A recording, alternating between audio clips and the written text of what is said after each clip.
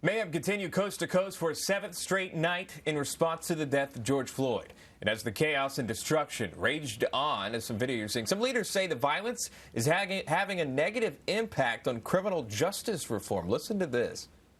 To hold up a Black Lives Matter sign and then use the destruction that they were committing in the name of Black Lives Matter is not only a slap in the face, but it's completely a setback for everything that's been accomplished by those who have been working to improve civil rights over the many and many decades, and those of us who are working internally to do our parts to fix the issues within the criminal justice system. That was Philadelphia's police chief, Danielle Outlaw, voicing her concerns on that. And she's not alone. George Floyd's brothers sharing the same concerns as well, and others. Joining us now to discuss, we have Timothy Head, director of the Faith and Freedom Coalition. Timothy, thanks so much for coming on. First and foremost, what do you make of the chief's comments? Well, these are certainly trying times all across the country, and trying times not only for all of us individually as citizens, but also for leaders. And the police chief there in Philadelphia, but also the mayor of Atlanta, Georgia, mayor of Minneapolis, for that matter, folks who actually come out of minority populations are also trying to make progress on policy matters that do impact minority populations and communities. And so there is a bit of a catch-22 that they care deeply about what we just saw with in Minneapolis with George Floyd, but we also want to make sure that other minority businesses or communities, grandmothers and children, et cetera, that are in neighborhoods that could be vulnerable are protected. Yeah, that's the other concern about the whole thing that we don't want to forget is that there are just some innocent folks out there have, nothing to do with anything here, and they're being affected by this as well. We can't forget about anyone in this conversation.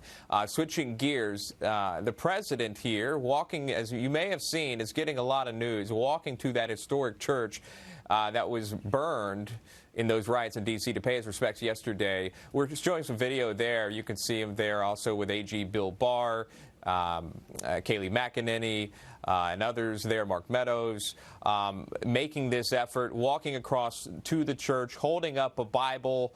There are people that are all for it, and then there are people that are against it. But what message does this send to the faithful, Tim?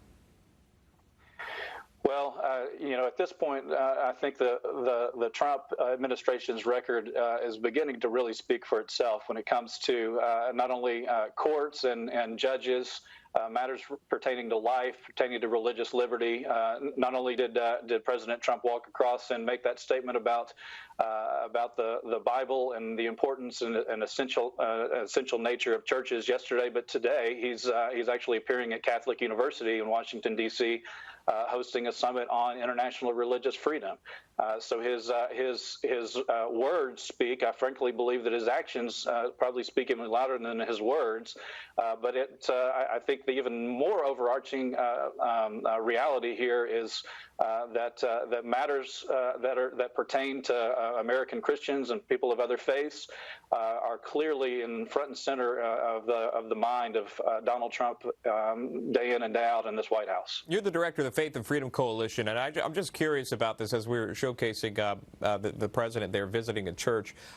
There's a lot of question now because the argument's running out of why we need to stay home and we can't go to church with 50 or more gathering at this point. We're seeing folks doing it every day for protests. People are wondering, why can't I do this now? Where does that coalition that you direct stand on that matter? Well, it's a nuanced topic because different parts of the country are impacted different ways, right, in different volumes. And so in the hot spots, we think it still is probably appropriate for cities and counties to be particularly discreet and careful in situations like this. But as we're seeing across the country now, over 20 states have largely opened up for commerce in general, and that normally has included churches as well. and we're not seeing significant, occasional spikes, but not significant increases. And so our number one argument to leaders across the country, the White House, Congress, and governors across the country, is that churches are every bit as essential as businesses or supermarkets, et cetera. But secondly, as churches are reopening, they're taking their own precautions and using, wisdom and discretion in their own communities and their own congregations, distancing, having more services with fewer people in them, things of that nature, and similarly, we're seeing no Tim, meaningful. I got to cut you off real quick, but again, we're showing the video here.